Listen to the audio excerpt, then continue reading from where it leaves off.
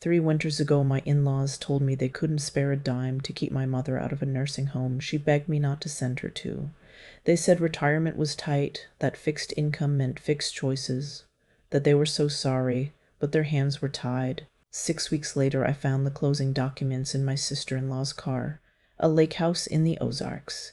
$420,000, paid in cash, signed 11 days before my mother had the stroke that took her speech, and then, 4 months after that, took her entirely. They have no idea I photographed all of it. The deed, the wire transfer confirmation, the group text where they called my mother, a burden they'd already done enough for. Last month, my father-in-law's kidneys failed. End-stage renal disease, the kind where you're tethered to a dialysis machine 3 days a week and praying down a transplant list that doesn't move fast enough. His doctor ran the family panel. I came back a perfect match. My mother-in-law called me sobbing, the first time she'd dialed my number in over 2 years, and she said, "Sweetheart, you're the only one who can save him." What I decided to do with that is the whole reason I'm telling you this. I need to back up, because none of it makes sense unless you understand how we got here. And the truth is, it took me a long time to understand it myself. My name is Holland. I'm 31. I grew up in Tulsa, the only child of a woman who cleaned office buildings at night and took shifts at a diner during the day, so I never know exactly how thin things were. I knew anyway. Kids always know. My mom, her name was Rosalind, but everyone called her Roz. She had this way of making poverty feel like an adventure. We'd eat cereal for dinner, and she'd call it breakfast for supper, fancy. She'd cut my hair herself in the kitchen and tell me I looked like a movie star. When I got into the University of Oklahoma on a partial scholarship, she cried so hard she had to pull the car over. She worked a third job that whole first year so I wouldn't have to drop out. I didn't find that out until much later either. I met my husband, Soren, in my last semester. He was getting his MBA and I was finishing a degree in occupational therapy, and we met at a coffee shop where I was studying, and he asked if the chair across from me was taken in a way that made it obvious he didn't actually care about the chair. He was kind. He was funny in a quiet way that snuck up on you. And he came from money, the kind of family that had a name in their town. A town called Edmond, where the houses had circular driveways and the country club mattered. His parents were polite to me, in the way wealthy people are polite to a service they're not sure they want to renew. His mother, I'll just call her my mother-in-law, because that's all she ever really was to me. She had a smile that never reached her eyes. The first time I met her, she asked what my parents did, and when I said my mom cleaned offices, she said, "Oh, how honest," and changed the subject so fast I almost got whiplash. My father-in-law was worse in a different way. He didn't bother with the smile. But Soren loved me, and his younger sister, my sister-in-law, was the golden child who could do no wrong, and somewhere in the early years I genuinely believed I could earn my way into that family. I was so stupid about it. I brought homemade pies to every holiday. I remembered everyone's birthdays. I helped my mother-in-law plan her anniversary party and never got a thank you, just a note about how the napkins were slightly the wrong shade of cream. The sister-in-law, she was 26 when I married in, and she'd never held a job longer than 8 months. Every time one fell apart, it was someone else's fault. A bad boss, a toxic environment, a company that didn't see her vision, and every time her parents caught her. A new car when she totaled, the last one texting. A down payment on a condo in Dallas when she decided she needed a fresh start. Her wedding, 3 years ago, cost more than my mother made in a decade of scrubbing toilets. I sat at a table in the back with Soren and watched my father-in-law dance with his daughter, and I thought, this is just how it is. Some people get the lake house and some people get the bike that was painted over to hide that it came from a garage sale. I knew which one I was. I told myself I didn't care. Soren and I built our own life in Tulsa, close enough to my mom that I could see her every week. We didn't have his family's money, but we had enough. He worked in finance. I worked at a rehab clinic helping stroke patients learn to button their own shirts again, learn to walk to their own mailboxes. I loved that work. There's a specific kind of joy in watching someone do something small that the world wrote them off for. I didn't know yet that the work would become the cruelest possible mirror. My mom got sick the spring I turned 28. It started small. She kept forgetting words, reaching for them and coming up empty. She'd laugh it off. "Old brain," she'd say. But then she fell in her kitchen and couldn't tell me her own address when I got there. The doctors found the first small stroke, a warning shot, they called it. Her blood pressure had been a disaster for years, the kind of thing that gets ignored when you can't afford to see a doctor, and you've spent your whole life putting yourself last so your kid could have a chance. They said she needed full-time managed care, not a nursing home, not yet, but assisted living with medical staff, the kind of place that could catch the next stroke before it killed her. And it cost $6,000 a month. My mom had no savings. She had a paid-off 20-year-old car and a rented apartment and a daughter who loved her more than anything on this earth. Soren and I did the math at our kitchen table at midnight, the same way I imagine every family in America does it, with a calculator and a knot in our stomachs. We could cover maybe half. We'd already drained what little we had on our hospital stays, on the deductibles, on the specialist who took one look at our insurance card and frowned. We needed help. And we had family who could give it without even feeling it. I'll never forget the dinner. We drove out to Edmond, and I sat in their formal dining room with the cloth napkins, and I asked. I didn't beg, not yet. I just laid it out. My mom needed care. We could cover part. Would they consider helping with the rest, even alone, anything? I had a folder. I'd made a folder like an idiot with the cost breakdown and the facility brochure, because I thought if I made it professional, they'd take it seriously. My father-in-law set down his fork. He said retirement was a careful thing, that they were on a fixed income now, that they had to be responsible. My mother-in-law put her hand over mine, her rings cold against my skin, and she said, "Holland, honey, we're so sorry. We just can't right now. You understand." And the sister-in-law, sitting right there, didn't say a word. She just looked at her phone. I drove home crying so hard Soren had to take the wheel at a gas station. He was furious, but he was also raised to believe his parents were good people, and he kept saying there had to be a reason. They wouldn't just say no if they could help. I wanted to believe him.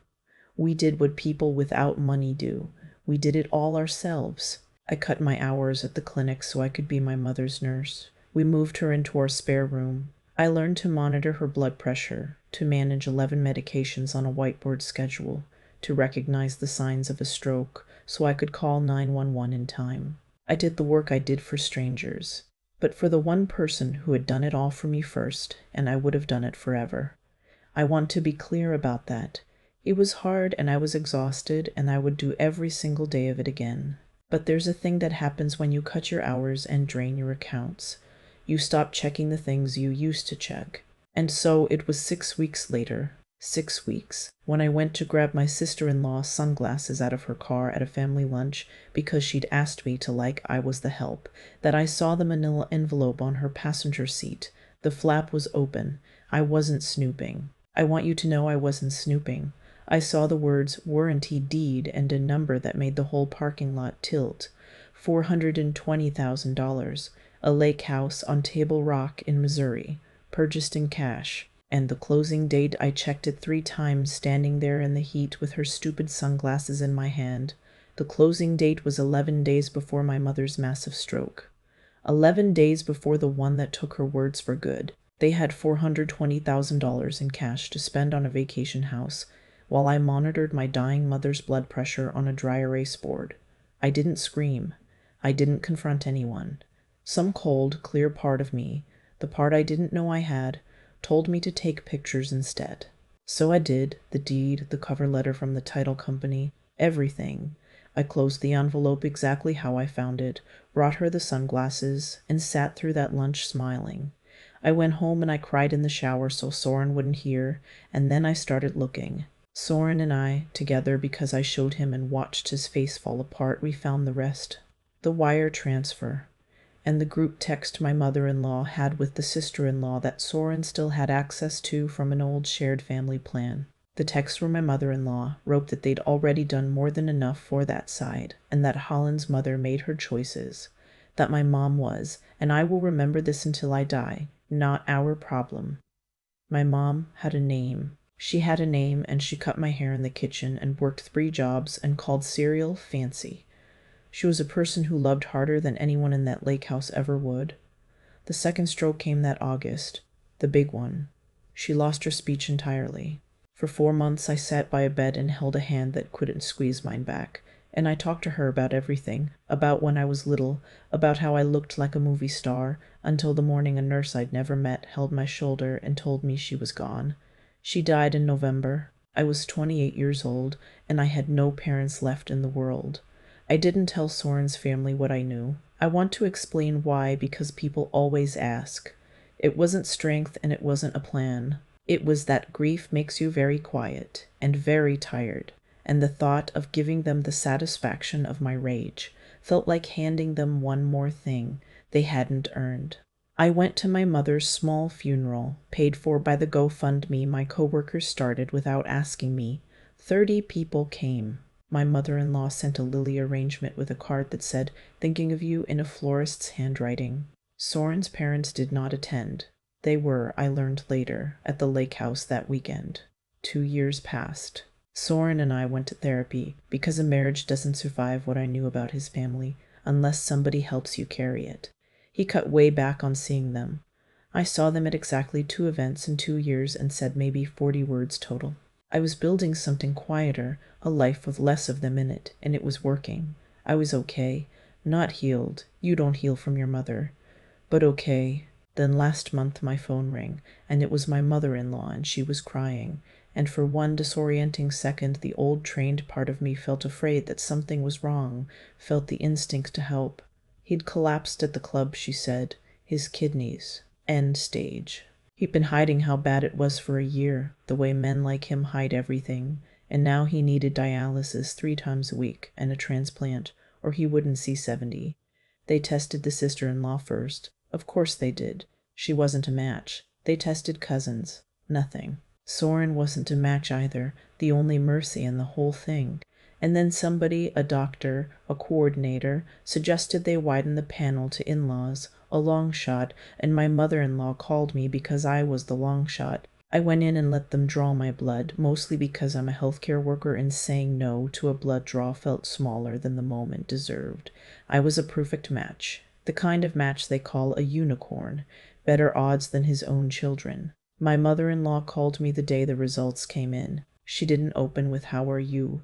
She didn't open with anything about my mother, whose name I'm not sure she ever once said. She opened with, "Sweetheart, you're the only one who can save him.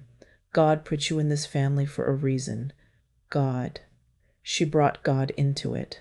The same God she didn't consult when she signed for a lake house 11 days before my mother's brain came apart. I want to tell you I had a speech ready. I didn't. I sat in my car in the hospital parking lot, the same kind of parking lot where I'd realized what they'd done, and I thought about the work I do, the strangers I help button their shirts. I thought about how my mother would have given a kidney to a person who hated her without thinking twice, because that's who she was, and how that exact goodness was the thing that killed her, because she gave and gave to a daughter and never to herself. And I understood finally and completely that I had a choice my mother never really had. I could be the kind of person who keeps a ledger, or I could be the kind of person who doesn't, and those were the only 2 people I could become. Here's where I have to ask you something before I tell you the rest, because I genuinely want to know and I read every single comment. If the people who let your mother die needed you to save their lives, what would you do? Would you do it? Could you? Tell me down below. I'm asking because I'm still not sure I got it right. I told them I would be tested for final compatibility, and during those 2 weeks of waiting, I did one thing I had promised myself I would never do. I sat my husband down and I told him I wasn't doing this for his parents. And then I did something colder. I made a phone call to my sister-in-law and I asked her to meet me, just us, at a coffee shop, the same chain where I'd met Soren a lifetime ago. She came in nervous, picking at her sleeve, and before she could perform the relief I knew was coming, I slid my phone across the table. The deed, the wire transfer, the group text. I watched her read her own mother's words about my mother. I watched her face do the math. The 11 days, the 420,000, the lily arrangement, all of it. And I said the only thing I'd planned. I said, I know what this family is. I've known for 3 years. I'm going to give your father a kidney, and you're going to spend the rest of your life knowing that the woman you treated like staff is the only reason he's alive. And you're going to know that I know what you did to my mother." She started to cry, and I stood up and left her there, and I didn't feel triumphant. I felt clean. I did tell them, not in a screaming match. I sent the documents, all 63 pages I'd assembled over 3 years, to my mother-in-law and my father-in-law, in a single email the night before the surgery, with 2 sentences. The first said that I knew exactly what they'd chosen while my mother died, and that I had the proof. The second said I was going to save his life anyway, and they would have to live the rest of theirs, knowing the difference between them and me. The surgery was at a hospital in Oklahoma City on a gray Tuesday in early spring. I woke up groggy, my side aching like I'd been kicked by a horse, and Soren was holding my hand, and the first thing I asked was whether it worked. It worked. The kidney took. My father-in-law, who once couldn't look at me long enough to smile, was going to live because a part of me was now inside him, doing the work his own body wouldn't. He asked to see me after. They wheeled me past his room, and I stopped in the doorway. He was small in the bed, gray and shrunken in the way illness shrinks the powerful, and he looked at me and he couldn't speak for a moment, and then he said, "Why?" Just that. Why? After everything, that was the only word he had. I thought about lying. I thought about lying. I thought about saying something cruel. Instead, I told him the truth, which was crueler than anything I could have invented. I said, because my mother would have, and because I'd rather be her than you. And then I told the nurse I was tired, and they wheeled me back to my room, and I never said another word to him in that hospital. The recovery was longer than they tell you, months. But somewhere in those months something shifted that I didn't plan and can't fully explain. My mother-in-law wrote me a letter, a real one, handwritten, 11 pages. She didn't ask for forgiveness. She said they'd sold the lake house. She said the money, all $420,000 of it, plus the appreciation, had gone to a foundation that helps low-income families pay for long-term elder care, established in my mother's name, Roz's name. She spelled it right. The Rosalind Fund. She said she would understand if I never spoke to her again, and that she finally understood what they had thrown away, not just my mother's life, but the chance to have been the kind of people who would have saved it. I sat with that letter a long time. I called my therapist. I asked her what I was supposed to do with it, and she asked me what I wanted, and I realized I didn't know, and she said then, "Wait until you do." I waited almost a year. And then a few weeks ago, on what would have been my mother's birthday, I drove out to Edmond. Not to forgive them. I'm not sure I ever will, and I've stopped pretending forgiveness is a finish line you cross. I went because I wanted to tell them in person that the fund had paid for 14 families so far, 14 mothers who got to stay somewhere safe. I wanted them to hear it from me, the daughter of the woman they call's not their problem, that her name was keeping other people's mothers alive. My father-in-law cried. I'd never seen him do anything but command a room, and he sat in his enormous living room and cried like a child, and said he didn't deserve to be alive. And I said very quietly, no, he probably didn't, but he was, and now he had to do something with it. The sister-in-law was there too. She has a job now, a real one, going on 2 years. She doesn't look at her phone when I talk anymore. It isn't repair. I don't know if it can be. But it's something I can stand to be in the same room with. People ask if I regret it, giving a kidney to a man who let my mother die. I don't, and it's taken me a long time to be able to explain why. It isn't because they earned it, because they didn't. And it isn't because I forgave them, because the jury on that is still out and may be out for the rest of my life. It's because of something my mother taught me without ever saying it out loud, every time she gave away what she didn't have to spare. She taught me that you don't help people because of who they are. You help them because of who you are. They kept a ledger their whole lives, columns of who deserved what, and it made them small and frightened and cruel. I didn't want to win their game. I wanted to refuse to play it. I still have the whiteboard schedule. I never erased her medications. It hangs in my hallway, and Soren has never once asked me to take it down. Some nights I stand in front of it and I can almost hear her calling cereal fancy. Last week I sat in my office with a new patient, an old man recovering from a stroke who can't say his daughter's name yet, but is trying, every day, his whole face working with the effort of it. And when he finally got it out, when he looked at her and said it right, the two of them just held each other and wept, and I had to step into the hallway. I thought about how the world is full of people deciding who's worth saving and who's not their problem. And I thought about my mom, and I thought I would do it all again. The whiteboard, the kidney, every long day of it. I didn't save him because he was family. Family was never the reason for anything good that ever happened to me. I saved him because somewhere in Tulsa, a woman who scrubbed floors raised a daughter to be better than the people who looked down on her. And being better than them, it turns out, was the only revenge that ever mattered. The whiteboard still hangs in my hallway with my mother's medications written in my own handwriting, and I think about cause and effect more than I ever did before all this happened. Mine in-laws spent their whole lives keeping a ledger, deciding who was worth what, and that ledger is the exact thing that hollowed them out. They had $420,000 for a lake house and not a dollar for the woman who raised the wife of their son. And the choice they made 11 days before Rosalind's stroke didn't just take her life. It came back around and took their peace, their family, the version of themselves they thought they were. You don't get to be cruel and also get to feel like a good person. The world doesn't run that way. It never has. What I've learned, sitting with all of it, is that the people who hurt us are almost never punished the way we want. There was no courtroom, no moment where the whole town gasped. The justice was quieter and stranger than that. It was my father-in-law lying in a bed alive because of a kidney from the one person he never bothered to see as human, having to live every single day inside that fact. I didn't have to do anything to him. He has to carry himself. If I could put one thing into the hands of anyone listening, it would be this.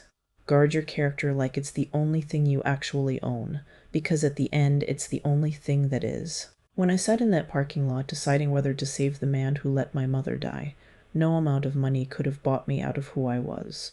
I gave the kidney not because it was easy and not because they earned it, but because the alternative was becoming them, and I had watched up close exactly what that does to a person. But character alone isn't enough, and I want to be honest about that. I needed clear eyes, too. I needed to see what that family was without flinching, to take the photographs instead of screaming, to keep 63 pages of proof for 3 quiet years. Seeing the truth plainly, even when it breaks your heart, is its own kind of strength. And then there was the part nobody tells you about, the sheer endurance, the 11 medications. The months by a bed holding a hand that couldn't hold back. The recovery that lasted longer than they promised. Getting up the next day, and the next when quitting would have been so much softer. Rosalind taught me all 3 without ever once saying the words. She gave when she had nothing. She saw people clearly and loved them anyway. And she got up at 4 in the morning for 20 years so I could become someone better than the people who looked down on her. So if you take anything from my story, let it be that you can't always choose what happens to you, but you can choose who it makes you. They chose smaller. I chose to be my mother's daughter. And that, in the end, was the only thing that ever felt like winning.